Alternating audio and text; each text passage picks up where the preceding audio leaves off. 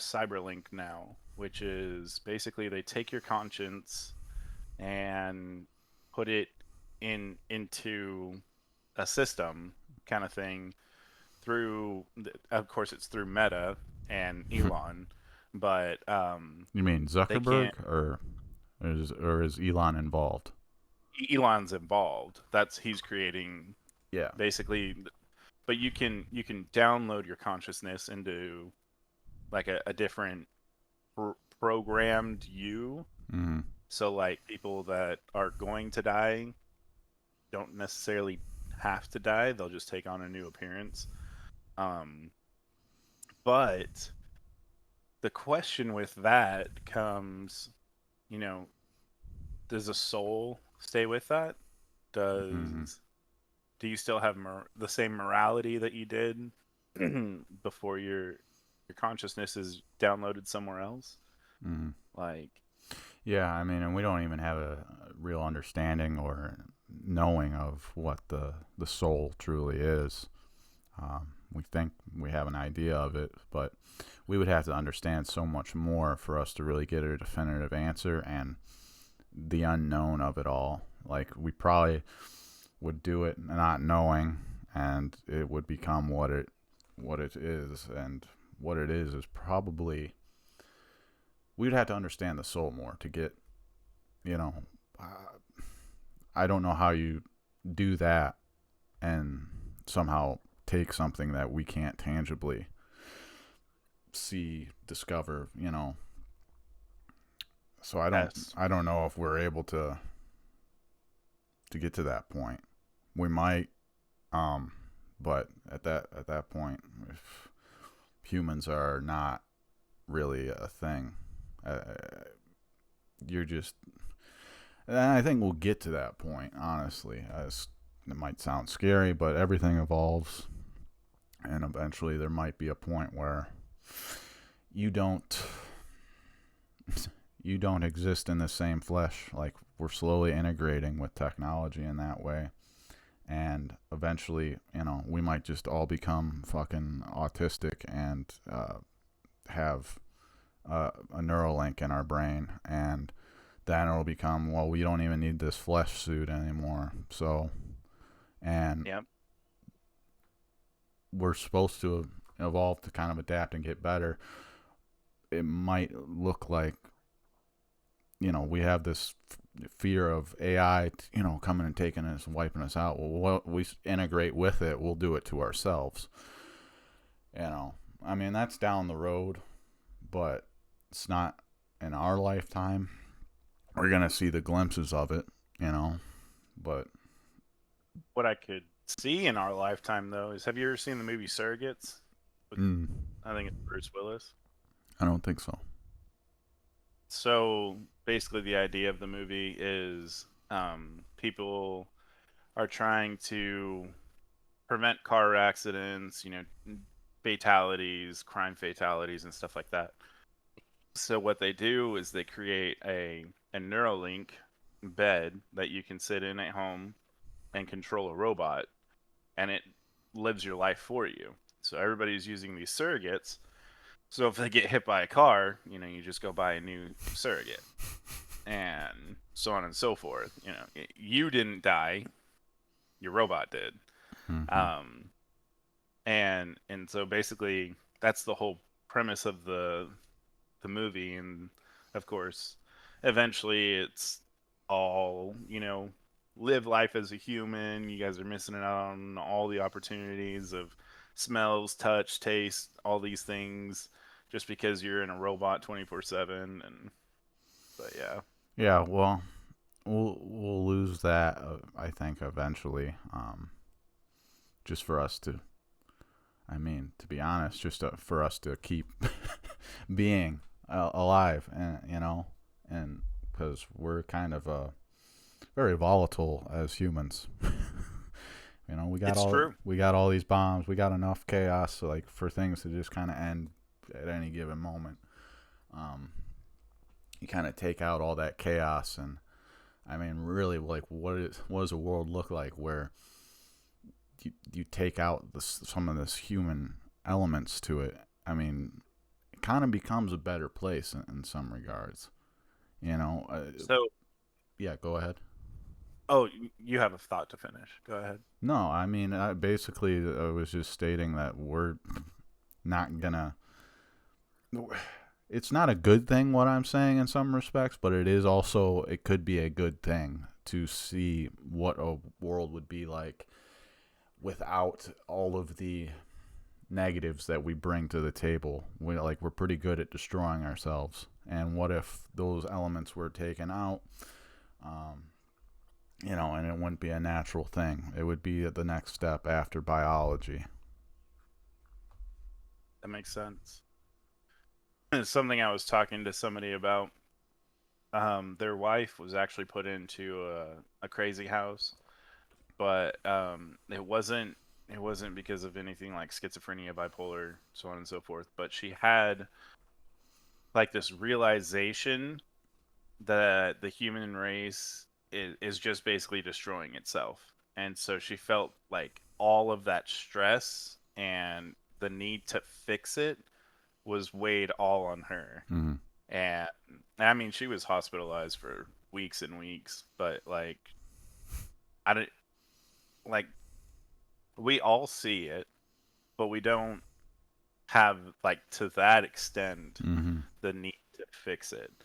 But also, like, what can we do to fix it? Like, if I had like $1 billion, I might be able to make some movements. But I mean, like you're saying, it's is it better to just let it ride out? But Is is it just more of like an acceptance that this is going to happen? Like we can't do anything about AI. true, You know, true. we can say we don't like these big data centers being built and so forth, and try and slow down that progress. But um, we had no say in like where the humans evolved to this point. What makes you It's think? true. What makes you think we're gonna have a say where we evolve to next? I mean, It's very true. what if it is? I mean, like the plastics, the all the shit we consume. What if that is a kind of meant to be, as bad as it is, and then we should like obviously try and live a better, cleaner life and avoid these things. A lot of it's not avoidable, but it gets to a point where is this inevitable that we get to that point, whether or not. I mean, you could take millions of people, but there's billions on Earth. Doing that with a, I just don't know if we're meant to fight it like that, you know, because I agree. where we're going is the unknown of sorts. Now, one thing that I do encourage people to do and fight against is stuff like, have you about flock cameras? Yeah, yeah, yeah. So flock cameras, they're banned in the city that I'm living in. There's a huge petition. The whole city agreed that this was a bad idea, so you don't see any flock cameras in this city. Um, but not everybody has done that petition in their cities or whatever. I mean, it's a private company that Mm-hmm. is selling your information to whoever is the highest bidder. There is no protection whatsoever. So, a human trafficker sits there and is like, "Oh, hey, I want to know all the information on this specific car. You know, what's their face look like? What's their, so on and so forth." There's no need for any of that anywhere. You know what I mean? Yeah, exactly. So yeah, I mean, we can do the small things whenever it comes to technology, like making sure that, private companies like that aren't trying to fuck us over. But I mean, in Yeah, general, everybody's just trying to make a buck. even then, I mean, the government doesn't necessarily care about our best interests. So even if it's like private companies is a good way for them to get away with it, like in your face. But if they want to do it not in your face, they'll do it. So They'll say it. Yeah. They'll just make CCTV everywhere. Yeah. Flock camera, the new CCTV. Yeah. So with the Yeah. rise of these AI companions, okay, Hmm. then they're designed to be like emotional support animals, except realistic. Yeah, Talon and stuff like that. Yeah. Do you think that artificial intimacy will heal our loneliness epidemic, or is it just make us? It's gonna make us worse at loving for real, and we kind of lose that. There's a whole movie about this. I don't know if you ever saw the movie Her Yeah, I did. with Scarlett Johansson as the voice of the AI. Mm-hmm. Yeah. Fucking crazy. Like, okay, so I think it would make it worse. 100%. Imagine you meet a girl who doesn't disagree with you at all. And then you find out that she's fake, you're not going to be able to actually touch her, whatever. And then you have to go find somebody else. Well, I'll add the caveat: what if they make it to where you can touch her? She lo- Oh, she looks like that that dream girl that you wanted. You can choose oh. the features. What's your Yeah, the favorite thick hair thigh. color? Yeah, the thighs, the body, Yeah, Pixar ruined us. That's crazy. the voice. Because I do think that we'll get to that level. Yeah, I'd have to say that it's gonna make it worse regardless still. Like, because although our basic needs are being met as individuals, we still, I mean, want to have babies. We still, Yeah. I mean, there's going to be a giant segment of men out there that do not want a family. or there already is. There already is. So, Population is already decreasing. I don't know if you've yeah, I'm seen that. well aware of that, and it's only going to continue, I would imagine. And you give them a market for this perfect woman that, lets you fart in her face and says, "Oh, that was great, honey." Just, has the voice that you want, has all the characteristics you could want without any of the responsibility, the things that it takes to work a solid relationship. That could be Minds and met. everything. And so I do think a giant, I don't know how big it'd be, but it's a significant enough people will gladly take that on. And then they'll be satisfied with that, but I think you just create a larger problem. I mean, and it goes back to like how we're slowly going to not become as human. It starts out with like, okay, we no longer are making kids, you know, True. so It's that true. ties into it as well. And then we're no longer feel the need to have a human interaction, so it drives down a dark road that way. Um, True. I'd like to think that there's going to be a significant number of people that are still going to be longing for that real trueness, authentic relationship that has its ups and downs, has its flaws, because that'll feel more complete to them. So Yeah, absolutely.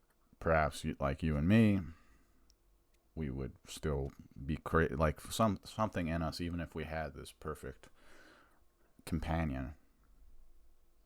There would be like, huh. You'd feel like there's still a void there, I would imagine. Of course. So and a part of that whole relationship, romance, and everything, that I had an epiphany on today, actually, because I was talking to somebody about it today. I've seen in the dating world a lot of older women, like 40, 45, are dating 22, 25-year-old boys. Mm. Um, and, you know, I, granted, I know you're an adult at that point, so on and so forth. But it shook me because I was talking to a bunch, or at least three of them that I know of off the top of my head, and I was like, I think I figured out why they are doing this. Mm. So one, the younger boys are looking for older women because younger women are taught that you need to sow your oats, go out there, find out who you need to be, and they're not done with that till like 28, 30, Mm-hmm. honestly. Um, and so young men that are trying to find, establish a family, a home, Yeah. all these things, they're not going to find that with those women that are those age Mm-hmm. ranges. So they're looking for somebody that does. Women are looking for love still.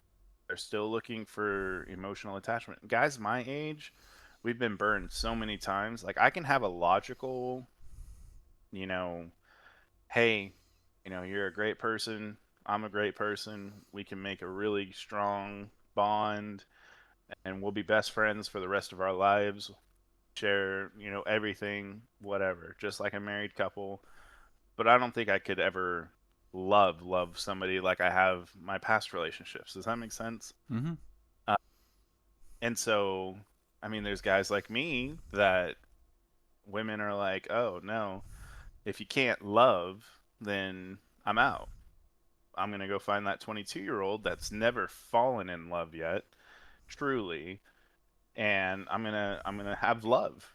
And I'm like, oh my gosh, that's such a crazy thought to think that that's why they're bridging these gaps in Yeah. age. Wires are getting crossed there, but yeah, Yeah, I think you hit it like right there. I mean, for both sides, and that's a weird dynamic. Because I think you're right about what society kind of imposes on the younger women.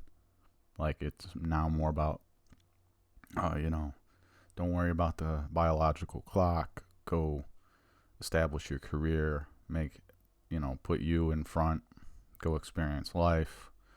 Um, I mean, yeah, I still see yeah, the traditional like there's people that I think get young and get young. They get into relationships way too young and get married, and then they have kids, and I'm like, oh, well, that was quick. And then there's gonna be this other population that really is just focus driven on those career goals, and it leaves a segment of men. I mean, there's the whole truth to the loneliness epidemic, you know. 100%. So I could see why, you know, men would lean into an AI, especially if they've already had kids and stuff. But yeah, That leads or me, don't want kids. yeah, exactly, or don't want to. Leads me into this other question here. Uh, Jeez. what are your thoughts on like so from when you were a teenager, right? Oh shit. Unconditional love, that idea, right? What you thought about it then compared to where you are today. Like how has that view changed? Oh god. um, well, I mean, I used to love hard. Mm-hmm. Like, so I was extremely creative whenever it came to dating. I was extremely creative whenever it came to my proposals. Extremely creative. I tried to make everything like a holiday. Does that make sense? Mm. Like we go on a date, it's a fucking holiday. You're gonna treat it like it's Christmas. You're gonna think that every part of that was just wow, oh my god. I wasn't the kind of kid that, oh, let's just go grab dinner and a movie and then make out on a couch. No, I so um well, so unfortunately, I did suffer a concussion while I was in the Navy, so I can't remember a lot of my teenage years. So I can't remember a lot of the dates that I created. I can tell you one of the proposals I did. Um, so my first proposal, loved this woman, everything, wanted to give her the world. And so I, did a whole, like the whole week kind of, little love notes that I left around the house before we left for work, so on and Mm-hmm. so forth. Um, and then whenever uh, we went on our date, we went out. This was in Japan, so we went out to some ramen. I took her to this show that was happening on the square. It was like a bunch of acrobats. It was really cool. And then we went for a walk on the shoreline, Mm-hmm. um, the ocean boardwalk thing. And I had two ring boxes, and the ring wasn't in either one of them. The ring was in my pocket. But whenever I went to go propose, I pulled them both out, and I was like, all right. So one box has the ring, one does not. If fate, because she was big on fate and everything like that, I was like, if fate wills it, then you'll pick the right box. And so, of course, she's stressing and everything. She's like, I don't know if I can pick the right box. I was like, you got to pick one. So she picks one, and I throw the other one in the ocean. And then, of course, open it. It's empty. She starts crying. And then I get him down on one knee, and I was like, but I wouldn't leave anything like this to chance, you know? Oh And boy. super sweet, just mushy, whatever. Um, but um, like even my second proposal was actually really wild and crazy and good too. Um, but now, now we're going out for a dinner and a movie, and Mm-hmm. you know, I enjoy your company. If you enjoy my company, awesome. That's cool. If you don't, I mean, I don't care if you get to step in. Like, I Yeah. don't, I can't say that I have any love left. I've given it all to everybody else. Like, it's depleted. Hmm. Um, I can see my my personality matching with other personalities logically, and yeah, we can make that work absolutely.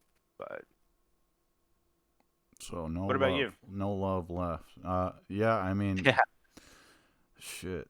It's kind of just been a slow drift. I'm still figuring it out. I mean, when I was in my teenage years, I wanted all those types of things that you described, like, making a big deal out of it. It's never really panned out in that way. It was just more of a simplistic thing. But I know I was, if I really got into someone, I went in full on. And so now that I've experienced a relationship where it wasn't proposing, but it was living together, that dynamic, really getting, I mean, the next step was marriage at that point. So you really get to figure out like how this relationship works, and we sped into that whole thing pretty quickly, and it definitely, you know, changes what I want in a relationship going forward, and the dynamics there, and how I perceive what a healthy relationship looks like versus right. what I was putting up with and what I was willing to, just deal with. Just because I was so excited to be in a relationship, you know.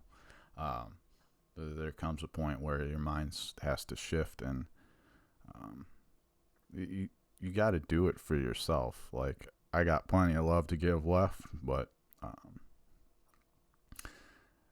you got to be careful about how you spend those tokens or whatever. You seem to have spent all yours out. I'm not gonna sit here and say I don't think you can't fall in love again. I think you still got a lot of time, man. You might not be feeling it right now, and that's okay. But if it's meant to happen, it will happen. It's not something you gotta force. But for me, um, I'm gonna still love hard, but uh, let's just say I would like to do it a little bit more calculated and think about myself, first, rather than trying to do everything possible to make something into what it's not really, meant to be. So, Become a doormat or hmm pressure the relationship. yeah, in order to just stop yourself from drowning. Meanwhile, Yeah. you're fucking neck deep in water the whole time. It's like you shouldn't be almost fully submerged, man. Not how No. it should work. So, I just haven't had that many experiences. That's something that kind of, it's a good thing, bad thing. Like, obviously, I sit back and all this time I've spent single, I wish I was in a relationship, and that But well, I think there's still plenty of time, and I would rather have fewer relationships that kind of teach me something moving forward, good experiences, let me love hard. You know, much rather, you know, deal with the repercussions. And I didn't say this at the time, but I would rather deal with the repercussions of me like falling too hard than to not get to Not give it experience. a shot. Yeah, not give it a shot, not get to experience everything that it has to offer. You know. Uh, That makes sense. so, in your experience, what does it mean to like grow together rather than growing apart as your lives change? So, you've been in that dynamic before.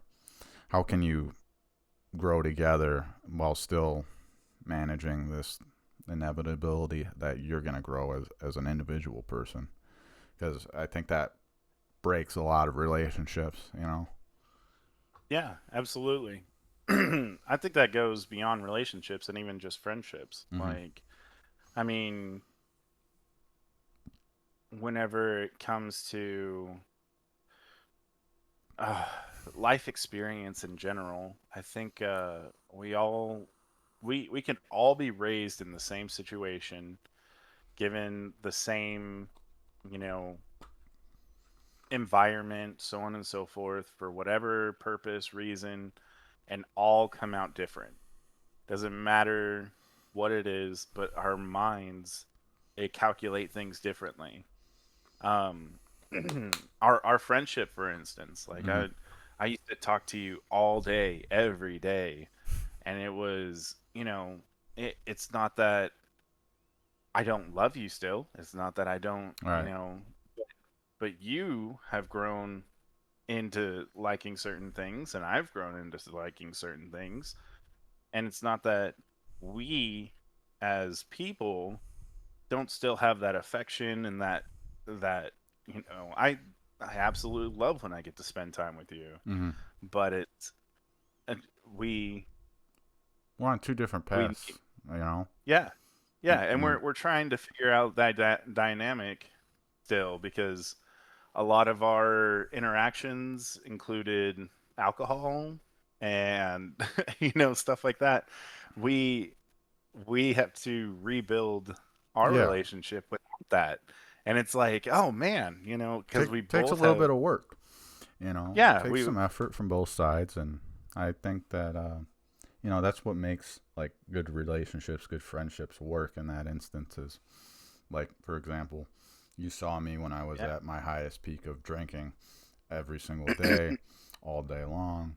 And so, like, hell, if you're going to have a change, like a big change, going and getting sober is a huge change for someone.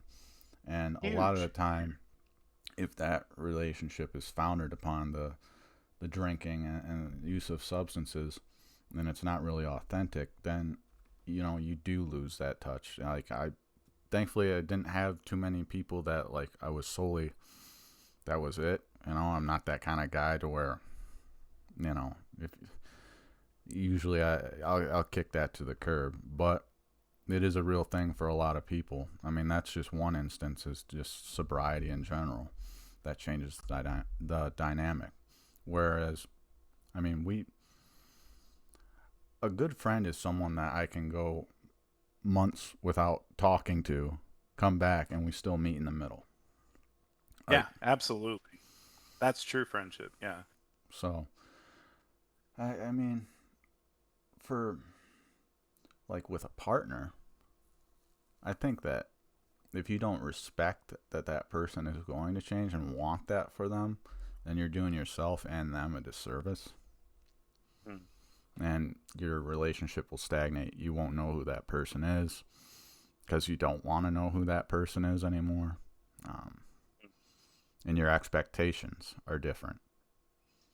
If you don't hold the expectations that you have in your mind to them, then you won't fall in that trap, I think.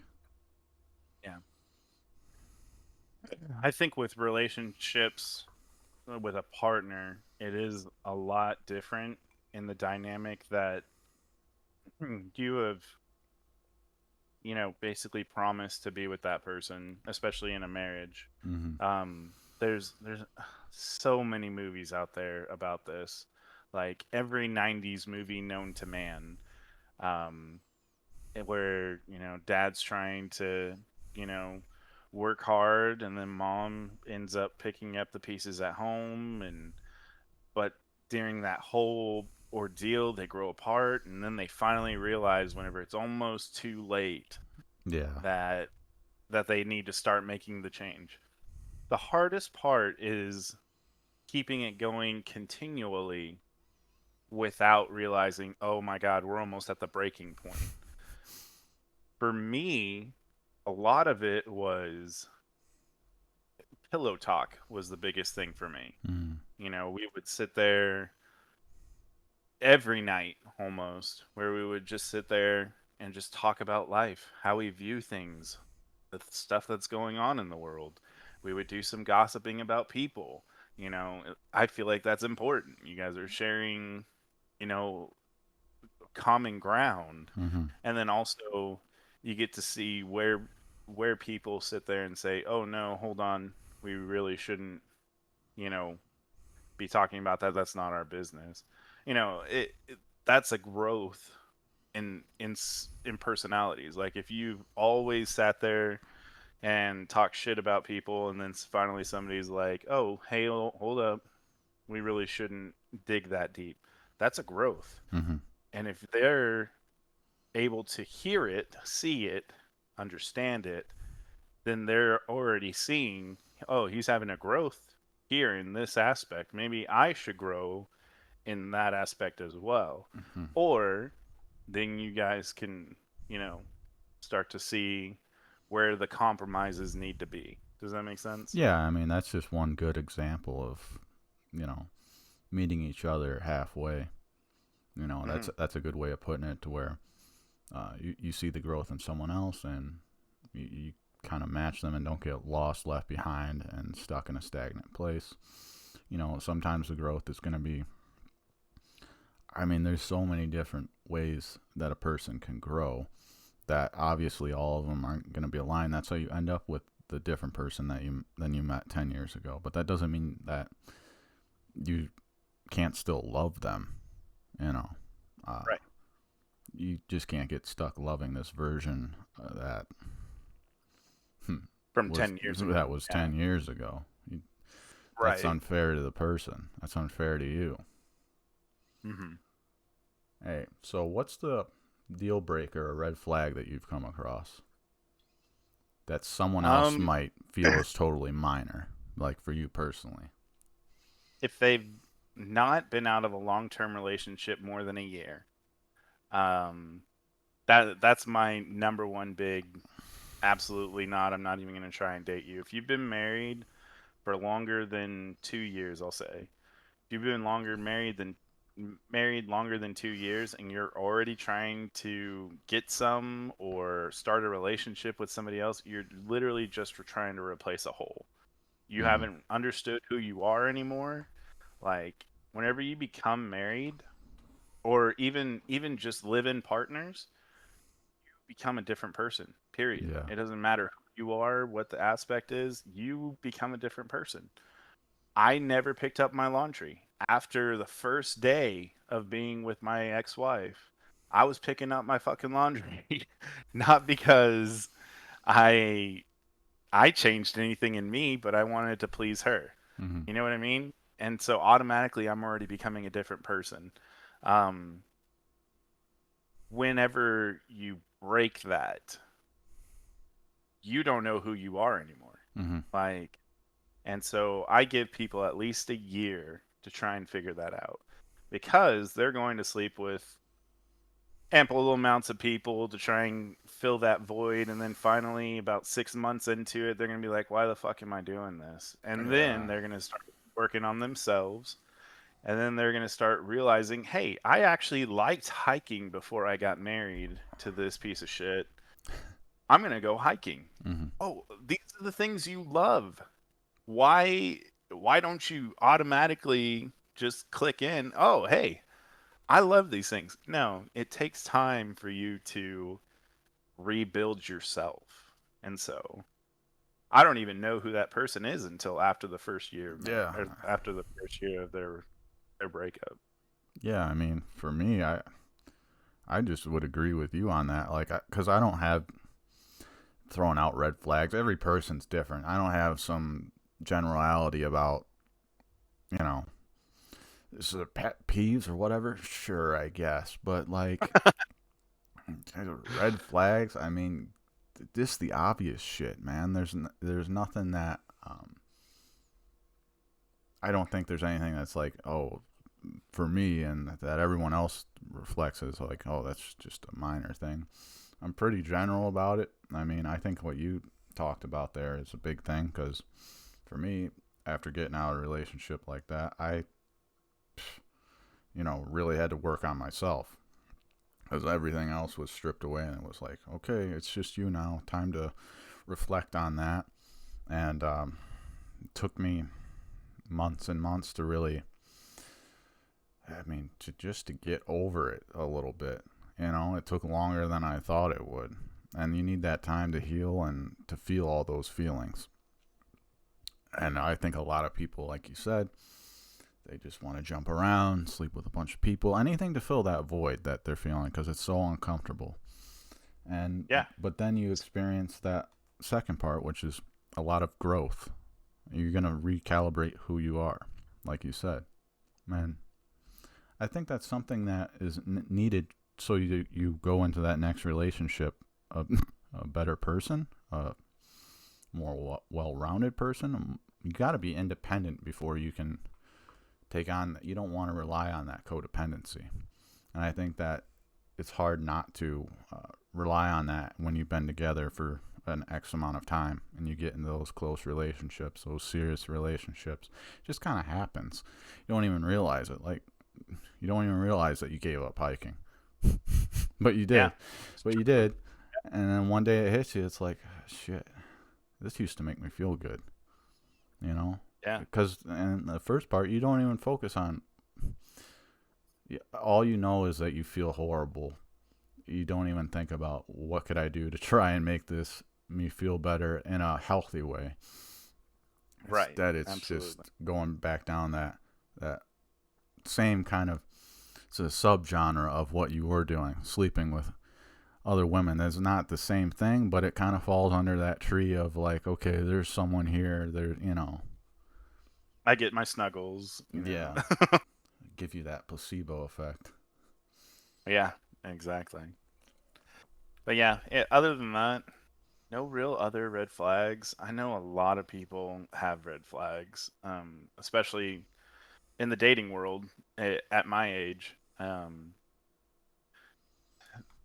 I had a vasectomy whenever I was married, and it was because we were done having kids.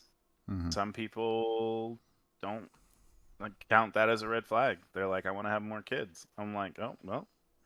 I mean, I guess deuces because I got that's not enough happening. kids over here to want to take on these little ones. I mean, Yeah, exactly. the And kids isn't a I mean, problem. it's rough because you can sit there and they could literally be like the perfect person, and then you have something like that happen, and then everybody just cuts ties. Yeah. But it's just rough. Now, does switching it up completely because we've done a lot of love. We'll finish up A with lot of some, relationship, yeah, yeah. a lot of relationship stuff. Does traveling to different cultures make a person generally more open-minded, or does it just reinforce like a consumer view of the world? Because just to like start it off, I think it's both, depending on the person. But we talk about growth as a person. You can really use these trips as a way of growing, in immense ways if you do it right. But what are your thoughts on that? Um, well, Buddha, I appreciate you for bringing that to my attention. My personal concerns or opinions on this. Uh, yeah, I mean, exactly how you said it, though. It all depends on the person. So for me, I'm a very what I would consider humble, down to earth. Not I don't I I don't think that I'm better than anybody Mm-hmm. at anything for any reason. Whenever you go to like a third world country, if you have the mentality that you're better than everybody else and everything, you're going to see that you are better than everybody else in that third world country Yeah. because they have nothing. It's fucking bullshit. One of my favorite experiences was in the Philippines. Um, I sat there and what how do I put this? So me and my buddies, you get a taxi to your hotel, so on and so forth, all that jazz. Well, they told us because I was in the Navy, of course, and they told us, "Hey, take these specific colored taxis because they won't rip you off, so on and so forth." Well, we had a big crew, and we were like, "You know what? Fuck it. Let's just take a big van taxi and so on and so forth." Well, yeah, they tried to rip us off 100%. Well, you learn a lot of things like negotiating fairly, making sure you don't get killed in the process, That's a big like one. these things. Yeah, and no, so if you're just based face value with here in America, we go get a taxi. It's going to be the same fare regardless because companies have established that. People have, so on and so forth. Uber, Lyft, whatever. It's always going to be the same. Whenever it comes to stuff like that, and you have to sit there and negotiate stand your ground, but not be too rude or assertive, or else you're gonna die, kind of thing. Like there's a certain finesse that you have to learn, and you don't learn that here in America. Mm-hmm. So it helps you become a better person in general, knowing that you have that confidence to be able to go through shit like that. Yeah. Then there's the stuff in like Japan, going to Suicide Forest. I can't tell you how heart wrenching just the ambiance of that place was. If you don't have the humility and the ability to feel what other people can feel, like it it won't mean shit. So yeah, go visit, see your sightseeing, go to the Suicide Forest and not feel a thing. But I will tell you that nothing has rocked my soul, my heart, Mm-hmm. as hard as knowing what that forest contained. You know what I mean? Yeah. And just the pain that people had to feel to get in there. Um, but I mean, there's just so much that you learn from different cultures. One of my I say favorite things all the time, but the coolest thing that I've ever seen was in Japan. I was on my way to work. It was like 6 o'clock in the morning, hopping on the train, and there was 5-year-olds hopping on the train by themselves, no parents around, going to school, and they stopped at stops past mine, Mm. and I'm like, what kind of world do you have to live in to know that that kid is safe, Yeah. regardless? Like, that is something you don't see in America anymore. That is No. something you don't see in majority of the countries. But they have that honor and pride in that country, and you just learn that stuff no matter what country you're going to. But yeah, No, that's cool. I kind of like to ask that question because I know you did do some travel. Like I haven't gone out of the United States, so my scope is very limited in how I would. I can only imagine how I would consume in a proper way, not just consuming in a like, oh, let's, there's a trip to Japan, cool, cool, cool, cool. went to Japan, Saw the things, did the things. did the Yeah. things. I'm just the great American seeing things. No, so I just base it off of my own trips that I've taken, and it's something that I just recently went on a trip, saw several different states, got to see a lot of national parks, and that sort of thing, and it opened up. Now I found out I really like camping, that sort of thing. Whereas like I had never done that. That was a growth thing, and it was stepping out of my comfort Let's zone. go. So little things like that, where it was like kind of nerve wracking going and doing that trip, but it was all growth that I got out of it. It was taking me in uncomfortable situations and seeing the other side of it.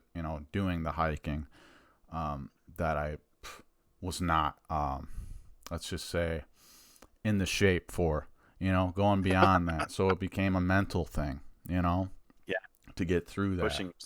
Pushing Yeah. it, and then you get to see the reward on the other side. You get to see that nice view, and so that trip really changed my perspective on how beneficial it can be to just go and do something that you totally don't know what to expect, and then you come back a different person, pick up a different hobby, different view on life, and so I think that for people like you and me, we can see that. But I know I don't know if I want to put a blanket statement and say most, but I feel like a lot of people, they just want to escape, and so they don't really take advantage of what that trip could be for when they come back. They come back and all their problems are still the same. All the same shit's still there waiting for you. You haven't really addressed anything as a person, You didn't grow from that trip. You just escaped for a while. 1000%. But hey, man, it's good talking to you as always. This has been a nice little episode here. We'd like to finish the podcast off by saying, "Go touch the wall and praise Israel." Thank you all for listening, everyone, and have a beautiful day. Ashalashamikum. Mm-hmm.